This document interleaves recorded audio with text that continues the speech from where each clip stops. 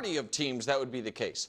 The vast majority of teams making the Super Bowl is a successful season, even if you get cracked in the Super Bowl. It doesn't feel like it in the days after it's a successful season.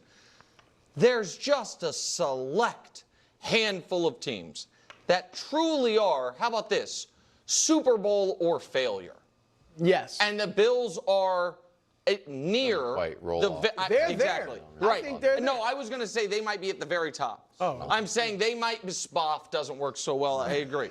And it is because their future, and now that he has an MVP, I feel it's comfortable saying it. Future Hall of Fame quarterback, who has been an excellent statistical playoff performer, is all of a sudden in a weird category, which is, I couldn't believe it. I looked it up this morning. Josh then double-checked it for me. 30 quarterbacks have won 6 or more playoff games. Josh Allen's won 7. Here's the full list of them that haven't been to a Super Bowl. Just him. Wow. That's So, interesting. So all the other 29 quarterbacks who've won 6 or more playoff games. They They've all have been to a Super Bowl. wow. They haven't all won it, obviously. Right. Yeah. They've all been there. Huh. But he's safe, obviously. But all his playoff wins, and like I said, he has 7. I expanded it to 6 because he got captured 5 more quarterbacks. There's been 32 coaches to win 7 or more playoff games. 2 have not been to a Super Bowl. Chuck Knox, Sean McDermott, and that's it. The other 30 all have. And so that is odd company, particularly for Josh. Now, Josh is as safe as a player can get. I don't know that Sean McDermott is. And I don't know that that's fair, but let me rephrase it. Fair is not the right word. I think Sean McDermott's a good coach. Yeah. But if I were running the Bills and we got just beaten by the Chiefs Right. again this year, I got to change something. But I agree. if they go 12-5 and lose in the AFC Championship To the game Chiefs, I have to change something. Yeah, I 100% agree with Nick. Of course. Of course. And the Chiefs, as Nick keeps saying, getting cracked by the Philadelphia Eagles in the Super Bowl highlights that even more. Like I discussed the other day, you can't just say, "Well, it's the Chiefs, it's Andy Reid, it's Patrick Mahomes. What are you gonna?" No. And that list where it's just Josh Allen on it and Sean McDermott essentially, it just shows you that this is a failure of the Buffalo Bills. You know, the franchise of the Bills, and not a failure of Josh Allen. I also love how he says Josh Allen has statistically been excellent in the playoffs. He's been elite in the playoffs, both statistically and eye test. Like, can't just say statistically or something. You know, like there's some differences. Statistically, Baker Mayfield has been pretty great in the playoffs. When you actually watch the games and go through them, not so much, which I've already gone through before. That's not a knock on Baker Mayfield. You know, statistically, Dak Prescott played pretty well against the Green Bay Packers. No, he didn't. This is just one of those things, and we've pretty much talked about this, like literally the other day, because Colin Cowherd had a video talking about Super Bowl or bust for the Buffalo Bills, and so I'm not gonna rehash all of that. I'm not going to go through all the stats and show you how, you know, Josh Allen has actually been the best quarterback in the NFL in playoff losses, and other quarterbacks like the Mahomeses of the world have technically been have been awful quarterbacks in their losses, and you know how you can really point to the losses like clearly not being on the shoulders of Josh Allen, and that's why it's like the moving forward, it's not like if only Josh Allen could play better, then the Buffalo Bills could win. That's just like, that's not the case here. It's literally not the case here. And so, yeah, you gotta do something. You can't just keep doing the same thing again and again and again with the Buffalo Bills. And this change that you would make is specifically the coaching staff. I mean, that much is very much loud and clear, and very obvious. And Sean McDermott has been a really, really good coach.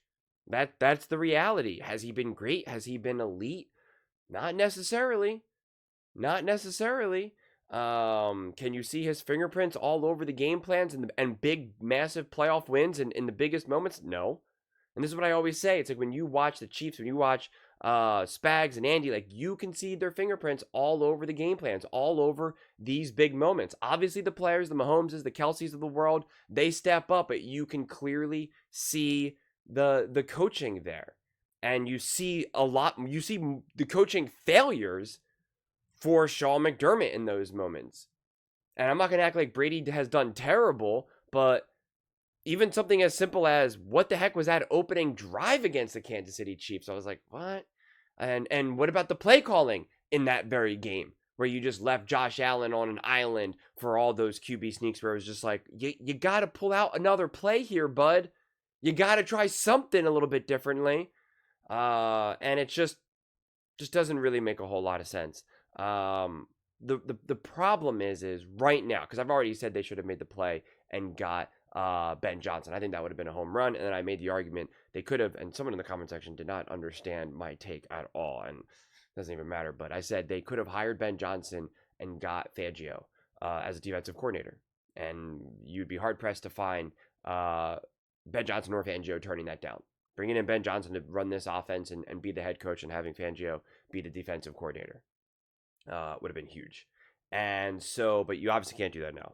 So it's like, so what would be the actual options here? And in a lot of ways, it's probably really only like taking a stab at Cliff Kingsbury. And that's a tough one too, though, because I wouldn't love to just have Cliff as 100% my head coach, nor, even though he's evolved a lot and grown a lot as a coach and learned from some mistakes and from his time in Arizona. He was definitely scapegoated in Arizona, and I think he's done an amazing job with the Washington Commanders. But like, and I would have felt more comfortable if Josh Allen was like 25, 26, like if it was just like a little bit different part of his career. But it's just like, you want someone who you really know or have a lot of confidence they can truly run a team, not just the offense. And then you would have to figure out who's going to be hiring the GM, or excuse me, who's going to be hiring the defensive coordinator, right? So when you hire another coach, are you going to have that coach actually hire the staff, or is it going to be more management, more GM, etc.? And that's the tricky thing, because like the other hires for the Buffalo Bills would essentially be an offensive head coach from college, or like an offensive coordinator somewhere. And then it's just like, then you gotta kind of have to pick around what are some OCs. And then again, it's like, you're playing that game. I'd be willing to take that roll of the dice with the Ben Johnson. That's kind of, that would have been worth it to me. And based on my observations, you could say I believe and strongly believe that he could run a team. But that's why I would still say, we want to hire you, but we're still hiring our defensive guy. We don't got time to play around. We don't got that. Like, we're getting Fangio. We know he can get the job done. Boom. And then just leave it at that. But like I said, obviously that's not possible. So it's just, it is a little bit of it's become a trickier situation, because then you got to look and see like what coaches will get fired. We know coaches get fired all the time. Is Brian Daboll getting fired? It's a real possibility. And Josh Allen played unbelievable, Brian Daboll. So that could be a hire. You'd be looking at potentially a Shane Steichen could be getting fired. I wouldn't trust Shane Steichen, though, to be my head coach. And that's where then it could be interesting, because then what you could maybe do is, if he gets fired, you can keep Sean McDermott, but then hire Shane Steichen as your offensive coordinator. That's a possibility. Then you kind of have the continuity and keep the continuity with Sean McDermott, or even Brian Daboll. Brian Daboll gets fired. It's not like he's guaranteed to now just jump into a head coaching job. Like, you could maybe then retread and bring Brian Daboll back. Like, there would be some options if you still want to keep Sean McDermott, but you would also need a little bit of luck of like some of those teams getting, some of those coaches getting fired. I'm trying to think of any other coach, any other OC, or any other potential offensive head coach who could see themselves potentially getting fired. Those are the two ones that really stand out. I'm sure there's a couple other ones I just can't think of immediately off the top of my head. But like, at this point, it's like, Ben Johnson was probably really like the only younger offensive, genius mind that I'd be willing to say, you know what, let's hire that. Like I'm not 100% willing like to be like, if I know Bobby Slowick's stock like plummeted, but like let's take a stab at Bobby Slowick. Let's take a stab at like I said, even a Cliff Kingsbury. Although that would be a safer bet than some of these other OCs. But any of the guys who have been working under Sean McVay, Kevin O'Connell, like oh my God, all their names are slipping out for me. But essentially all the OCs that are working for the Seattle Seahawks, the Falcons. I think actually now the new OC with the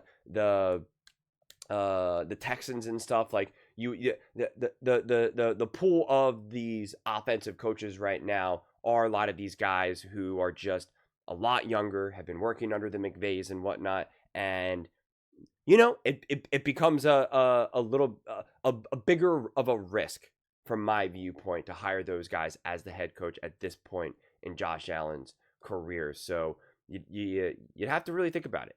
You'd have to really think about it. And see what the other options are. And see also, if you will move on from Sean McDermott, what defensive coaches are out there.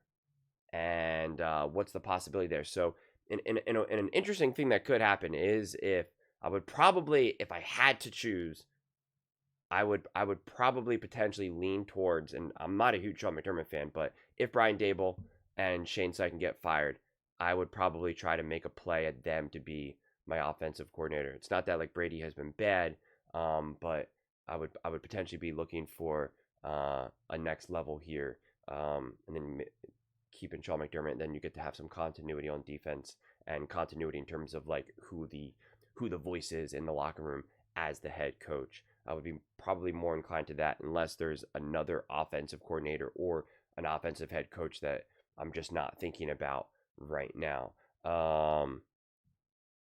Colin keeps kind of flirting with the idea of like Nick Saban coming to the NFL. I don't want anything to do with that. I want nothing to do with that whatsoever. Truly nothing to do with that. And I just trying to think if there's any other college head coaches that I would feel comfortable trying to see if they can make the jump. And no, I don't feel like playing that game with Josh Allen, where in a perfect world he probably has 4 years of like true peak, absolute, undeniable prime, right? I don't want to waste my time with that. But those are just my thoughts. I'd absolutely love to hear yours. What do you guys all think about Josh Allen and the Buffalo Bills?